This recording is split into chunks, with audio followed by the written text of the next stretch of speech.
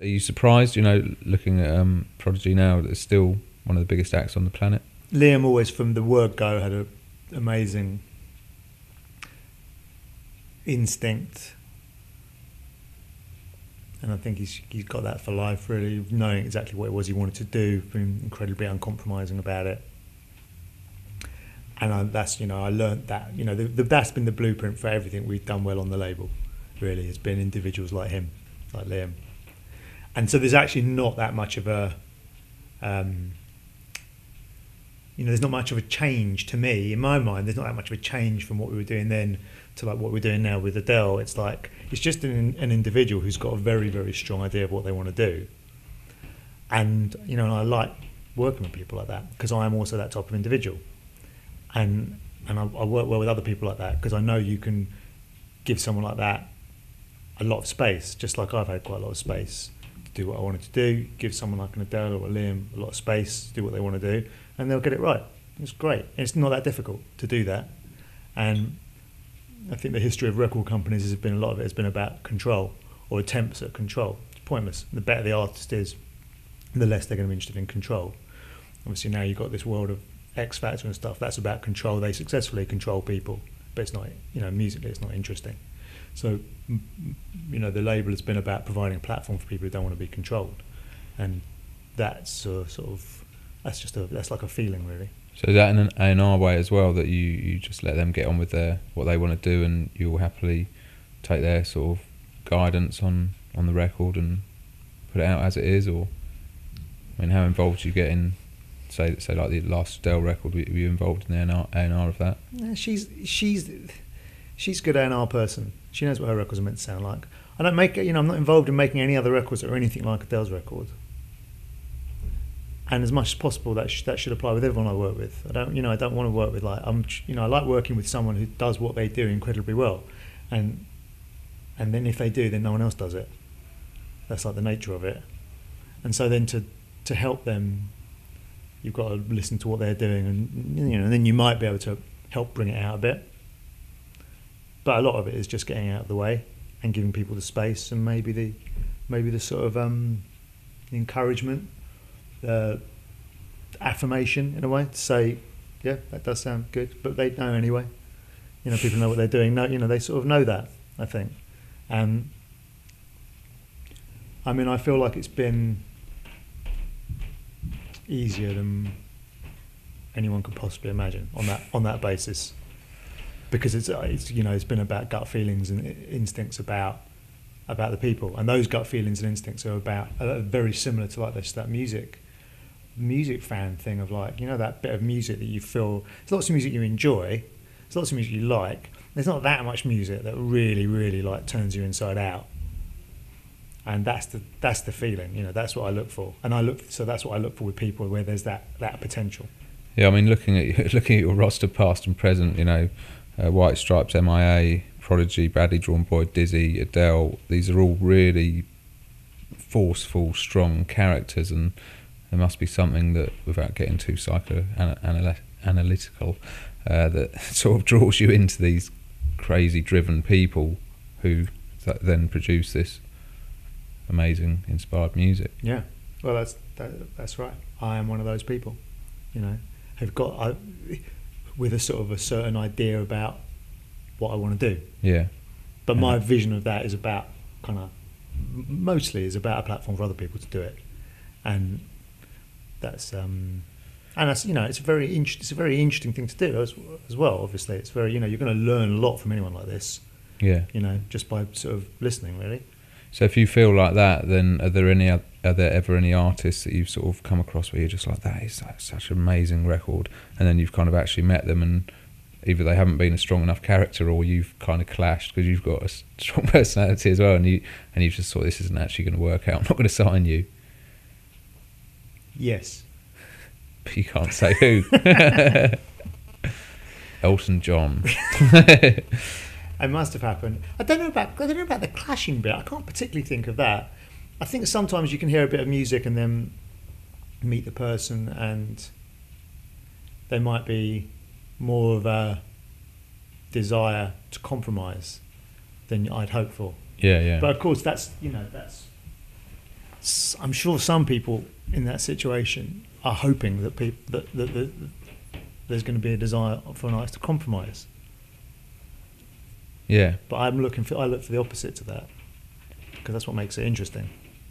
I mean, So, we're dotting around time-wise. We'll be here till next December if we try and go through your label chronologically. But I mean, talking about personalities and driven people, let's talk about Gil Scott-Heron, who I talked to you a lot about him last year for various reasons, and you actually produced that record with Gil just as he was coming out of prison, or he was actually still in prison, wasn't he, when you contacted him? when we were first talking, yeah. I mean, I know lots been talked about in the press, but just give us that in a couple of minutes of how you sort of thought, I know, Gil Scott-Heron, let's see what he's up to, and he's in jail. Just through being a huge fan of his, and him being someone who's very, very important to me, his music being very important to me, as important as I think someone like Dylan is to a lot of people. Gil was always more important to me than Dylan, for instance. And I just wanted there to be another Gil Scott-Heron record. I was just pretty convinced. I watched a documentary that he'd done, and there were all these people on it, lots of interesting people there talking about him and him talking, and I just could see, his spirit was like, it's amazing, whatever, he'd been going through. So I managed to track him down, and I wrote him a letter, and I went to see him, and I think we just got on well. We got on well off the bat, really. And he's the embodiment of the type of artist I'm talking about. That spirit and that sort of strength of character, but also just that absolutely, colossal amount of natural talent, which is, we haven't even mentioned, but that's, it's not just about being sort of focused and having a good idea of what you want to do. There's lots of people who do that, and they can run a bank or whatever. You know what I mean? It's natural talent is a sort of God-given thing. And Gil is a terrific singer, and obviously just did spoken word in a way that no one had really done at the time he started doing it in that way. Amazing lyricist, brilliant pianist, great writer of melody, actually great writer of prose, incredible sounding voice. So he's just an amazing amount of stuff. Amazing amount of stuff. And so I went to see him, got in touch with him. We talked about music for quite a while. We talked about what we were going to do. We wrote letters. I went back and forth to New York, and then we just gradually started recording initially at the studio called Looking Glass, which was Philip Glass's studio, and it never really clicked that well in there. Everything we did in there was it was all right, but it wasn't. I don't know. It wasn't that. Just we didn't really quite get there. And then we moved to a studio called Clinton in Hell's Kitchen, and with an engineer called Lawson White, and it just sort of started working in there, and then things just started happening. Like I played him the loop from Kanye West Flashing Lights just as a guide for some strings, and he was like, "No, just use that. You should use that." And having said to him, well, that's Kanye West record, he's like, "Yeah, he owes me one," because obviously Gil's been sampled so much by all these people. So that kind of opened it up into like a more open process where I was also, because I'm an inveterate sort of knob twiddler studio person. I've got a studio and I mess about, and then it became more of a collaboration, really. I think where we were both able to do stuff. So it was. That's what I was going to say. You obviously double chuffed to start off with that. Yes, I'm getting a Gil Scott-Heron record on my label, and then you actually end up as the producer of it. Yeah, well, I was always going to be the producer of it. Right. Okay. Because for whatever reason, that was the notion I had in the first place. How easy was that to get through to him that you were going to? It's fine. Well, I think in a way it's less complicated, isn't it?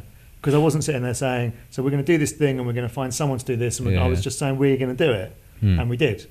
So I think for him that was straightforward, really, and I think that's. It's a very old-fashioned, classic way of things working. Actually, record labels used to be owned and operated by record producers. That's what they were. They were a platform for record producers to put things out, and that was a good time for record labels because obviously everything was very connected.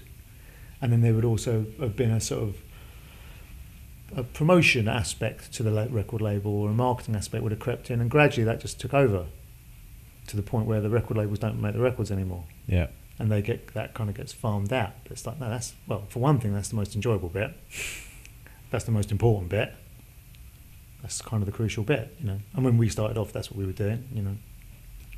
We were knocking out rave records when we as was everyone else on the label, and that was all, we were sort of all in that together. So I think, you know, the Gill record, and whilst that was going on, the XX were making their record in our studio in London, so it was definitely a nice phase of like just a lot of good work going on, and it all, and it all being joined, and also, you know, the numerous activities that a record label's got to do well of non-music stuff, of business stuff and of marketing stuff. I don't do those things, but other people do them really, really well. So we're able to do that because I don't attempt to do those things, and no one wants me to. So I suppose that's also that's like a crucial component of all this, is that it's not about me. No. You know, I'm a sort of link between certain things. Yeah.